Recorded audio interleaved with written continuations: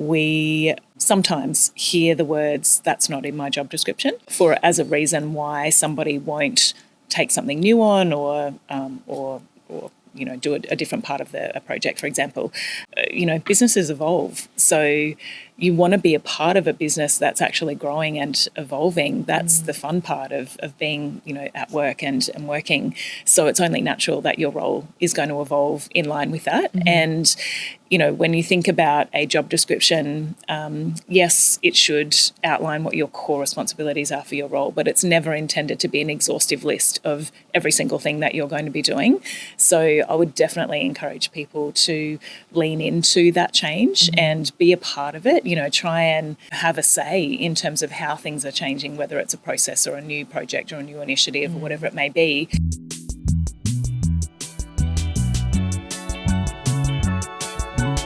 You've clocked into office hours with work besties Sohan and Hameda, helping you survive and thrive between 9 and 5. We believe in work and play, so get ready to crush your career and live your best life. We've been waiting for this episode for so long and we're so excited because it is HR's perspective. It is HR's perspective from the most authoritative, top tier, like literally the head of all of the HRs that I've ever seen or come into contact with in my entire life. And that is our head of people, Jodi, who I don't know why I'm scared. Like, she's literally the loveliest person on this whole planet. I know. But it's like, because she's like she's like the top. Well, she was one of the first people we met when we started at Val Morgan Digital. Yes. So she's definitely giving like senior CEO-ish like Father figure vibes. Yeah, totally. For sure. Totally. But every conversation I've had with her has almost restored my faith in HR a little bit. Do you know what I mean? Yep, 100%. And I think that she's got some really great insight to offer you guys from that side of the desk, I suppose you could say. 100%. We've like kind of taken like questions and comments that we've gotten from you guys around HR, stuff that's just come up when we've been talking about HR and these dilemmas, because we've never really had, I mean, I guess we've always had an open line with HR, but we've never known how to actually access it and use it. So, yeah, we're just so curious about everything HR related. Yeah, 100%. Well, look, there's so much wisdom to share, so let's get straight into it. Let's do it. Today we are here to read HR stories with our Chief People Officer, Jodi. Hi. Welcome. Thanks. Well, a little bit about Jodi. Oh my God, my voice. Excuse me. I don't know if you can tell I'm quite nervous. Jodi is an award-winning Chief People Officer at HOYTS.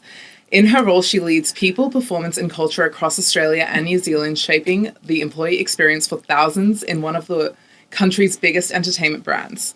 Her career began in learning and development before moving into senior HR leadership, where she's known for building values-led teams and driving transformation through culture. She's been named on the HRD Hot List and took home the People and Culture Award at the BNT Women in Media Awards in 2025. But the most impressive part is she's kept her humanity at the heart of it all. Outside of work, she's a mum and a runner who spends her weekends outdoors, traveling when she can, and living by the same philosophy she brings to her job. People first, always. Thank you for being on, Jodi. Thank you. We're so excited to have you. Thanks. I'm excited to be here. Shall we start with our first guest question? Yes, so this is one we ask all guests on the podcast. Okay. What is one misconception that people often have about your industry or role? Yeah, so I feel like there's a lot of fear about HR, actually, that, and this is somewhat perpetuated, I think, by some online content or what's in movies about how HR is portrayed.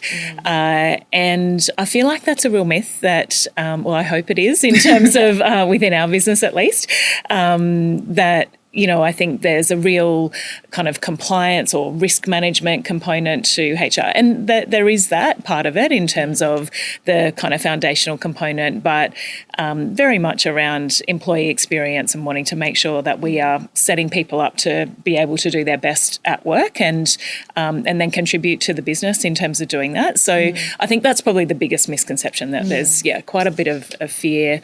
One thing I really that really kind of irks me is when I hear that managers kind of tell their team, don't go and talk to HR, or there's this real fear about, what might happen if HR gets involved, or it formalises things to a point that people perhaps aren't wanting to take.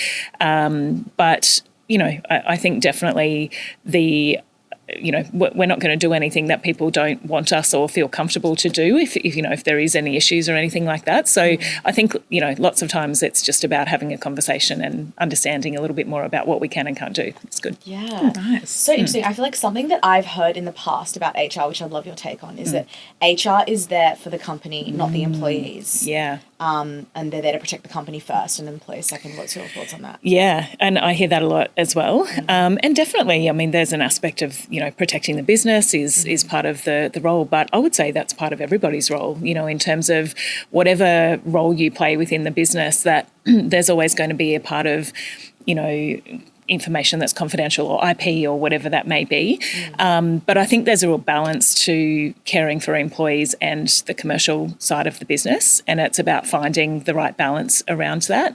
I think if I have or our team has people come to talk to us about any kind of matter across the business, we will always try and take that balanced view in terms of where's the employee responsibility versus the employer responsibility, and take a really balanced view in terms of that, and kind of provide advice both ways around that. So, I think particularly in Australia and New Zealand, the employment legislation is very strong. So we are guided absolutely by that when those kind of matters arise.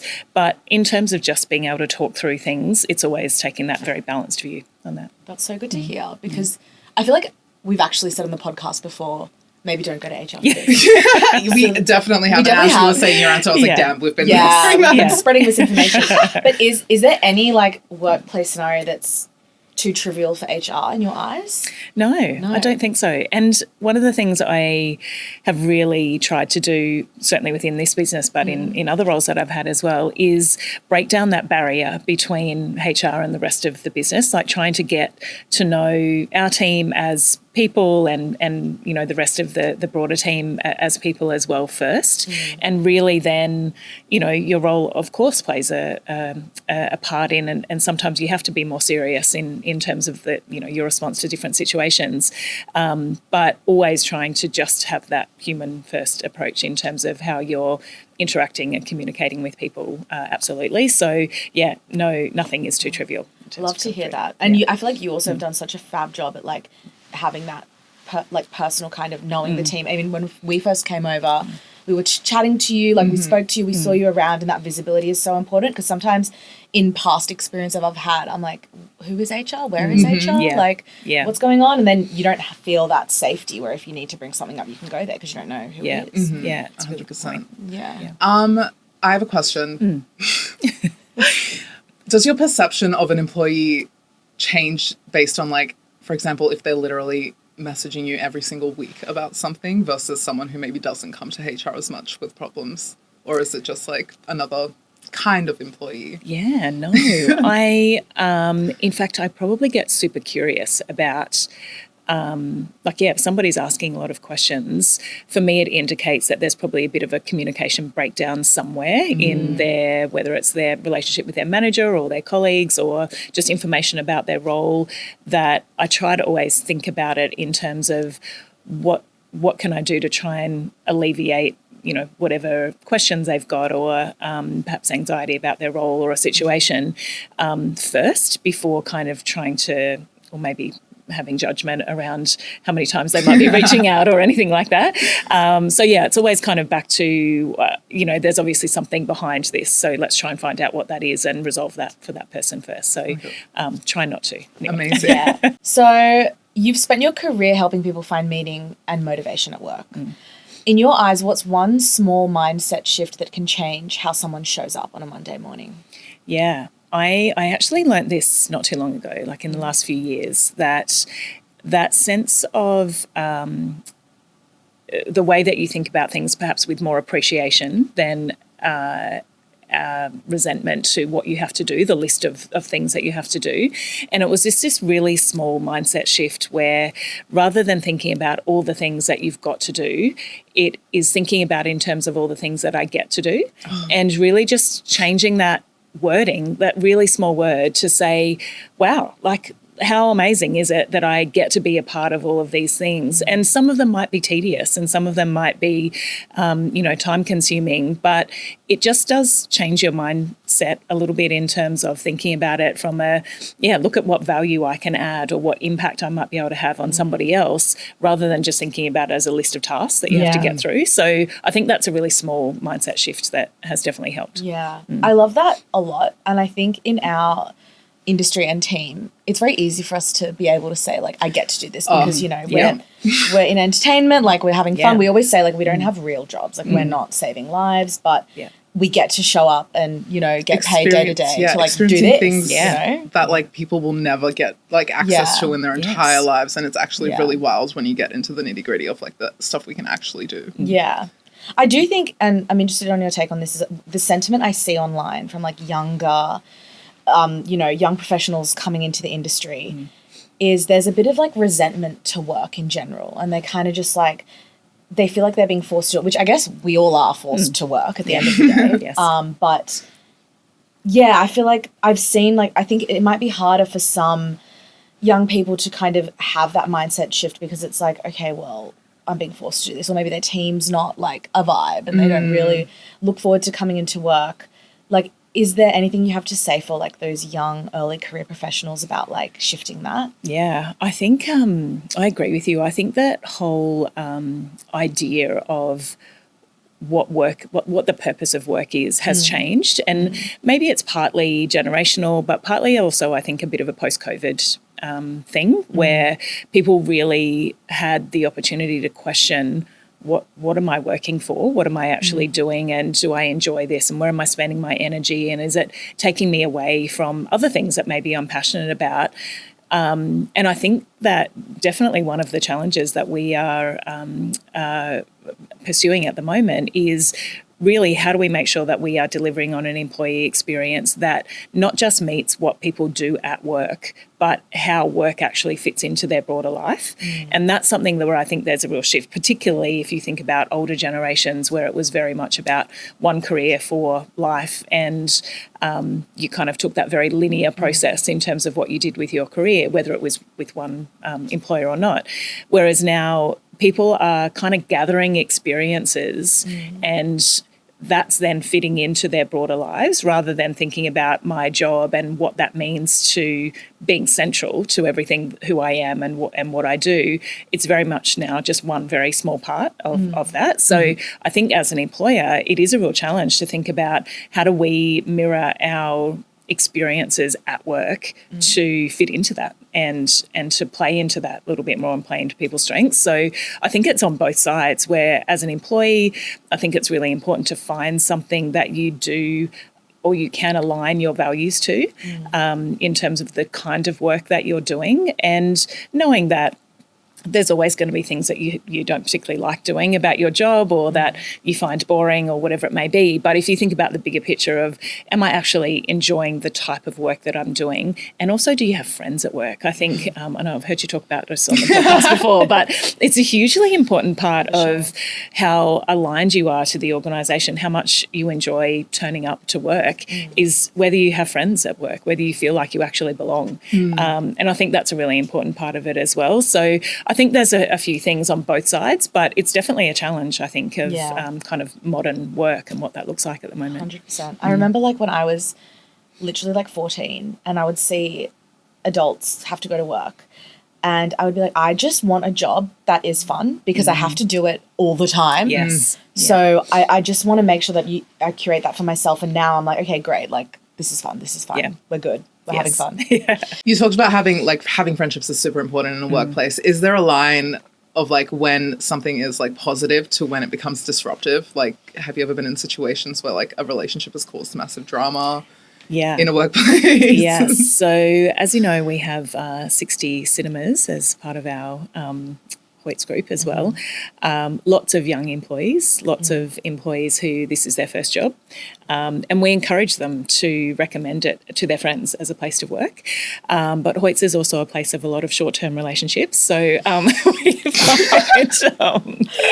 we find those, the employment tenure tends to outlast the relationship on lots of occasions. So, yeah, there's a lot of times where we need to, I guess, step quite delicately in terms of making sure that we can have them turn up to work and be professional and so forth. There's definitely times where we try and, separate people on the roster for a period of time, but over time we just, I guess, there is that expectation that they're going to be able to be professional and continue to do their job. In an office environment, less so. There's definitely times where friendships or relationships go bad and it happens, but I think it is really about just having a very frank and upfront conversation around what's expected at work, and not letting things that are happening outside of work kind of interfere or distract from that. I think too, it's certainly in the cinema environment, but I imagine within the office this happens a little bit as well, that some things that happen online tend to blur into work life as well. And people can be offended by things that people put online, whether it's directed toward them or they've just seen it. And sometimes that's a little bit tricky to try and navigate what is actually at work versus what is outside of work, and how do you let that impact things. So it is, often just about having a really upfront and frank conversation around how this might be impacting somebody, and hopefully being able to separate that in a work context. Yeah, for sure. So you've led massive teams through huge cultural shifts. What's something you wish more early career employees understood about how change really works in a business? Yeah, it's a good question, because we often, not often, sometimes hear the words, "that's not in my job description." So as a reason why somebody won't take something new on or do a different part of a project, for example. Businesses evolve. So you want to be a part of a business that's actually growing and evolving. That's the fun part of being, at work and working. So it's only natural that your role is going to evolve in line with that. And, when you think about a job description, yes, it should outline what your core responsibilities are for your role, but it's never intended to be an exhaustive list of every single thing that you're going to be doing. So I would definitely encourage people to lean into that change and be a part of it. Try and, kind of have a say in terms of how things are changing, whether it's a process or a new project or a new initiative or whatever it may be, kind of adding your feedback or your opinion to whatever that should look like, and then be a part of that, I think is a really exciting part of work, and it helps you in terms of your progression and learning and career development as well. So 100%. I've often found in roles, when my role has changed or I've got moved up the ladder, I'm often doing the job before I get the title, because you have to kind of show, and especially if there's change happening, you are almost carving out a role or a space for you, which is actually really fun, because you can be like, this is what I think the business needs. I can do it. I'm going to do it. And then it opens up doors for you, which is so exciting. Yeah, I agree. You've said before that people are at the heart of any business. How can someone early in their career stand out for their people skills, not just their technical skills? Yeah. I think as you as you progress through your career, you usually start as an individual contributor. So it's kind of all about you and the work that you do and the results that you generate. But then over time, it kind of evolves into your contribution as part of the team, and then potentially to lead a team. And it really does shift that thinking from it's all about me to the we, it's all about the team. And I think being able to demonstrate some of that leadership capability even before you're in a direct leadership role is a really important step in terms of being able to demonstrate those behaviours and show that kind of potential within an organisation. And often, when we're thinking about who we may move into different roles, or who has that potential, who's already demonstrating that, they are the things that we're looking for. It's far more about that leadership behaviour than about direct results. It's often the leadership behaviour is often visible kind of in that potential space. The results, you can kind of say, yes, they're more tangible, they're hitting those, or they're not. But I think in terms of being able to demonstrate that behaviour, even if you're not in a leadership role, is a really important step. And even if you think about the values that we have across the business, there's opportunity to be able to demonstrate those values in a leadership sense to your team of colleagues, rather than it needing to be a direct report kind of relationship. So I think just looking for those opportunities to demonstrate leadership behaviour is really important. What would you say are some examples or like actionable traits that show that you have those leadership qualities? Yeah, I think if you think about a new starter coming into the team, as an example, that would be a great way to be able to show some of that leadership behaviour. So kind of taking on that role as their onboarding buddy, or whatever that whatever the term is, and being able to show them the ropes, train them in their role, but also just kind of culturally helping them navigate how things kind of work within the organisation. Those kind of things can go a long way, where it's, you're not necessarily designated as that person's manager, but you've shown that responsibility of being able to take them under your wing, if you like, and really help them navigate their way through the organisation. So that's probably one small example in terms of doing that. Projects is another really key way to be able to get involved and show leadership behaviour. So even though you might not have a manager relationship with somebody in a project team, you can definitely take on a leadership role within whatever the outcome is for that project. So I think, looking for those opportunities is really key. Okay, so we all know the feeling of working for a tough manager, and we've talked about it on the podcast before. From your HR perspective, what's the best way to manage up without overstepping or burning out? Yeah, that's a good question. And I mean, I would definitely agree. There's lots of research around that shows that people don't leave organisations, they leave managers. And I think that's very true. And even if I think about exit interview feedback that we see, that's definitely the case, where generally speaking, people leave our business most of the time for further career opportunity, and having quite a small structure, we don't sometimes have the opportunity for people to step up when they're ready. But the other side of that is when we get that feedback about manager capability being a reason for people leaving, it is something that we jump on straight away in terms of being able to address it.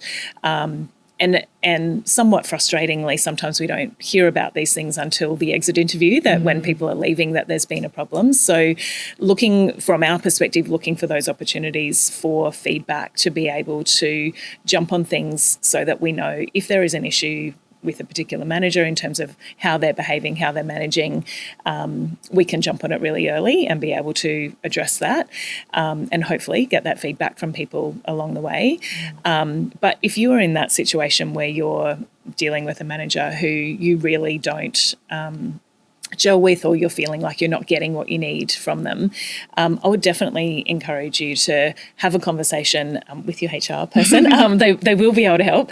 But even if there's somebody else in the business, another leader that you feel comfortable to talk to be able to kind of get a sense of, first of all, is anyone else seeing this? Am I the only one? And often that's a good perspective to be able to take in terms of, okay, is it something about my relationship specifically with this person, or is it a broader issue that perhaps others are experiencing as well? And both of those situations are equally as serious, but it's just about the steps that you might take in terms of being able to address it. If you feel comfortable to have a conversation with the person directly around, this is what's working for me and this is what isn't working for me. But also things like if you have a regular whip with a manager, kind of setting out an agenda, and something that I try and do with my team is have a bit of a set template of these are the things that we're going to talk about in every one of our meetings. But at the end of that, there's always a section around, is there anything you need from me? Is there anything I can do for you? You know, those kind of questions, and almost prompting that of your manager if you're not getting that, to be able to say, you know, for the purpose of our whips, I really want to make sure that we're both getting the best out of it. So I've put together this template, and adding that question in at the bottom of the template kind of forces the conversation, if you like, at the end. So, and again, it maybe comes down to your comfort level of, are you comfortable to have this conversation with your manager? But often opening it up in that way to just make them aware that things are not working well for me, or I feel like I'm not getting the right level of communication, or whatever that may be, hopefully will address the situation where they then do become aware of it and actually do something about it. But if it does become more serious, if it is actually a more serious matter, then definitely having a chat with either another leader in the business that you feel comfortable with, or with your HR person, that would be the best option to take. Yeah, because I do see how people, especially people early in their careers, might feel like if they do complain to their manager or even to HR or another senior, it might reflect badly on them, or they'll be treated differently. So like the fear there, do you have any advice for someone who might be feeling that fear? Yeah, it is hard, definitely. I think in the first instance, taking that approach of trying to address it in a more in your more regular meetings. So rather than kind of having a dedicated meeting where we're going to talk specifically about this issue, actually just making it part of your regular whip schedule, and saying, you know, this is something that I'd like to see more of. And often, you know, managing up sometimes, as I'm sure you and listeners would know, that it is about playing to egos, and, you know, so positioning something in a way that is not perhaps as confrontational, but is actually just raising something in a way of, you know what, you're really good at this, I'd love to see more of this. So if, for example, you're feeling like communication is a real issue between your manager, you're not feeling like you're getting the information you need to be able to do your job, it may be to say, you know what, I saw how you provided the information about X, Y, and Z. It'd be great if in our whips you can actually do that for me. So kind of playing into, this is what I'd like to see more of, rather than this is what I'm not getting, or this is the issue. And often that can help just to soften that approach a little bit. It doesn't feel quite so confrontational in doing that. And that can also ease that feeling of I'm too scared to raise this as an issue. Perhaps raising it as what I'd like to see more of, rather than what I'm not getting, can help in terms of doing that. No, absolutely. That's so great true. advice. And playing to the ego is like so real. And honestly, like it is. If like bad managers like get that feedback from an employee where it's like, oh, I loved when you did this, like it will make them feel so good, and then maybe they'll switch and start like you know, giving more of what the employee needs. Like it really does work. Yeah. And sometimes they may have never had this feedback either. Yeah. So they actually just may be completely oblivious to it having a negative impact on one of the team members because they've never been told before that it's not working for people. So, you know, and often, especially if, you know, if you've got a manager who's never had structured leadership training, for example, they just do what they have been taught before, or what they've perhaps seen of others, or what's worked for them. And if they've never been told or never been given that feedback that actually this isn't working very well, then they'll just keep doing that. So sometimes trying to provide that feedback in a way that is, not so confrontational could be something that provides them with that opportunity to address it as well. Totally. Much less scary. Okay, so a lot of young professionals are ambitious but don't know how to ask for growth. What is a way to start that conversation confidently, even if it feels uncomfortable? Yeah, it's definitely a tricky situation if in the structure of the environment there just isn't a position, for example, or there isn't a promotion. And sometimes that's when you kind of get that managers that might kind of shut down the conversation because they're like, well, we don't have a role, so therefore there's no development. But kind of rethinking that position of actually looking for opportunities for your own growth and development. So I really encourage people to take responsibility for their own development. Don't wait for somebody else to hand it to you on a platter. And there's so many different ways that you can develop yourself in, mammoth of skills at the moment or now. So really looking for those opportunities to say, okay, I really want to build on my e-commerce skills, for example.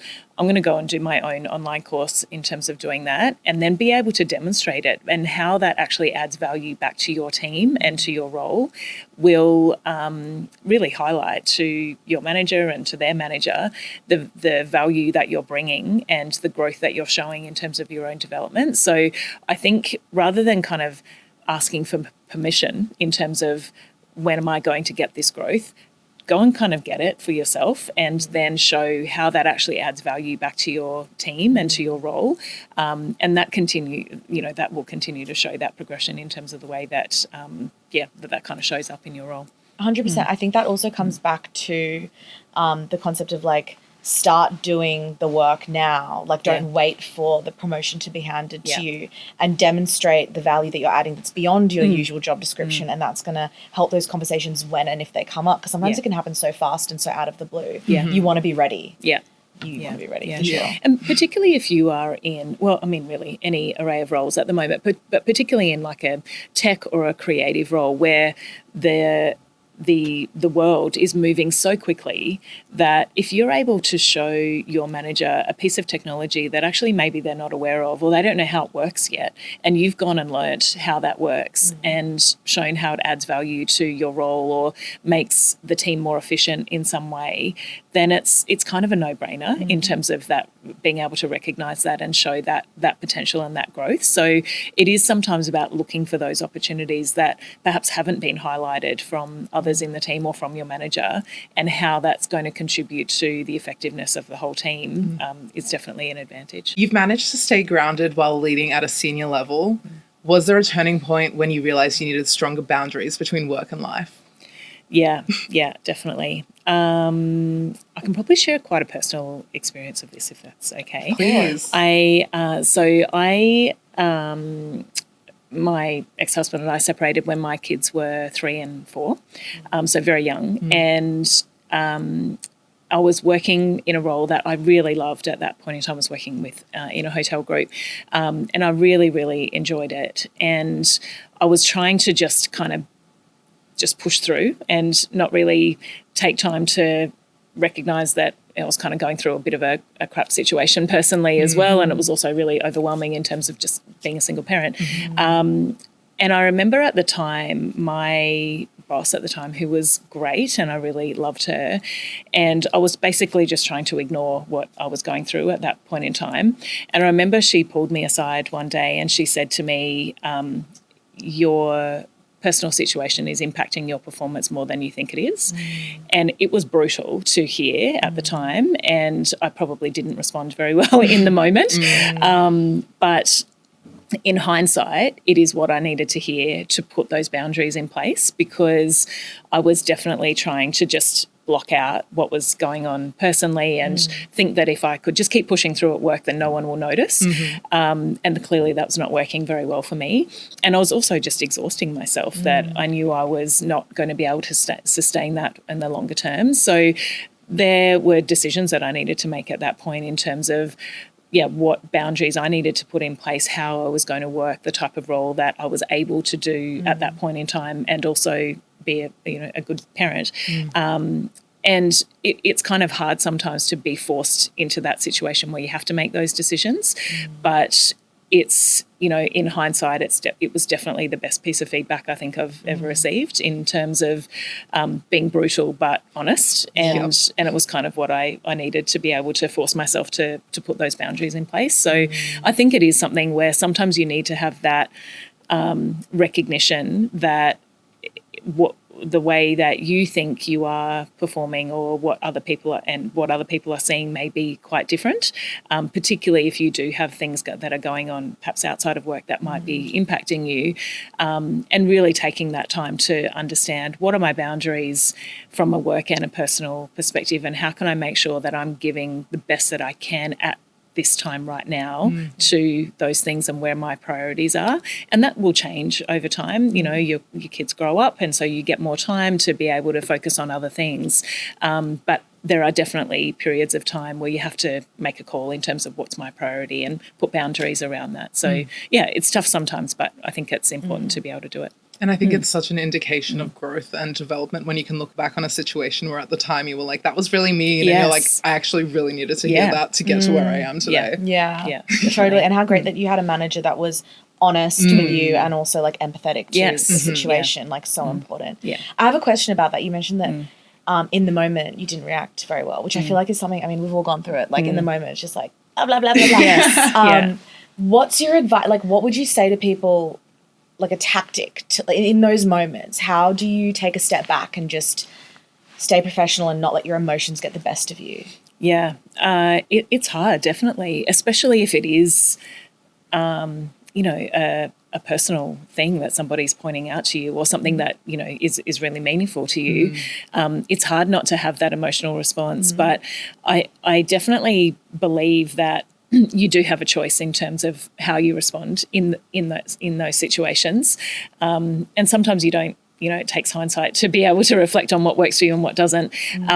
But I definitely think knowing what your triggers are is really important. So if you know that you do react quite emotionally to situations, having that awareness of that, so that if you find yourself in that situation and you know those kind of physical things where you know, the heat starts to rise on your neck or you start to feel a bit anxious in your stomach or whatever it might be. So you kind of know, you kind of know. Starting to sting, heart beating. Yeah, you know those triggers of, oh man, like that anxiety is kind of building, of whether it's taking a deep breath or if you're in a meeting, you know, even now, if I see this and other people see it happening, I will say, do you want a drink of water?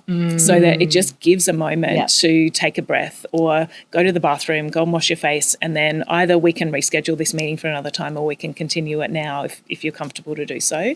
But also saying that for yourself sometimes is important. So being able to, rather than think I have to respond right now, feeling comfortable to say, you know what, I need to think about this a little bit more before I can respond, or do you mind if we take a break? I'm just going to go and grab a glass of water, I'm going to go to the bathroom or get a tissue or whatever it is, and then let's continue, which just gives you a moment to kind of have that circuit breaker and reset around and think about how do I want to respond in this situation.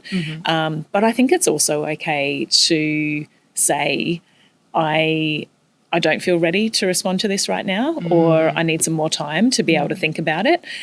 So I definitely think that that's okay, but that comes with hindsight also, that I've not always done that very well. So sometimes it's just an immediate emotional response. And on that hot tip, you can't cry when you're drinking water. Really? So So if you feel like you're tearing up during a conversation like that, take a sip of water. Wait, whoa. Clears up the tears. That's wild. I didn't know that. And don't offer someone tissues when they're crying, offer them water. Yes. So last question for you, Jodi. If you could give your younger self one piece of advice about people, leadership or culture, what would it be? Yeah, I definitely think authenticity is the number one thing that you can do in terms of how you show up at work. And again, with the benefit of hindsight, I say this, that I have not always been confident enough to be myself in situations where, you know, sometimes if you feel a bit of kind of imposter syndrome or you feel like you're sitting in a meeting room and you don't belong there, so you sometimes feel like you have to copy what others are saying or copy the body language of the room. I was, in fact, just giving somebody this example yesterday where sometimes I've been in situations where I've been the only female in a room, and I don't have any issues with swearing at work. It's not a bugbear of mine whatsoever, but I'm just not a person who swears very often in meetings, or, you know, I'm not that kind of thump the table kind of person. But sometimes I've felt like I kind of have to join in on that, the way that that other people are talking, and particularly if it's that male-female thing, you know, or jumping on the banter or whatever, when I think, oh, this isn't really me. It's not kind of me being very authentic. And it doesn't feel very good. Like definitely doesn't help you to feel more confident. But probably other people are picking up on that as well, that you're not being yourself. So I think having the confidence to be authentic and know that you are there for a reason is a really important step, I think. Yeah. Well, that's all we have time for today, Jodi. Thank you so much for joining us. And guys, stay tuned for the next episode where we go through some dilemmas. Yes. Thank you for all of your advice. Oh my gosh, I feel I'm ready for the dilemmas as well, but I'm like ready. I want to get back out. Let's go back and work. In the office. Let's stop doing this podcast. Thanks. Office Hours with Sohan and Hameda is a Val Morgan Digital production and part of the BuzzFeed Australia network. Have a question or topic you want us to cover, or a workplace dilemma you want us to unpack? Send us a DM on Instagram at officehoursbf, or drop us an email on officehours@valmorgan.com.au. For more, follow us on Instagram and TikTok at officehoursbf. You can follow Sohan on socials at Sohan Judge, and follow Hameda on socials at It's Hameda. Our music is by Jasic. Make sure to hit subscribe or follow so you don't miss an episode. And if you like what you hear, please rate us 5 stars and tell your friends to clock in.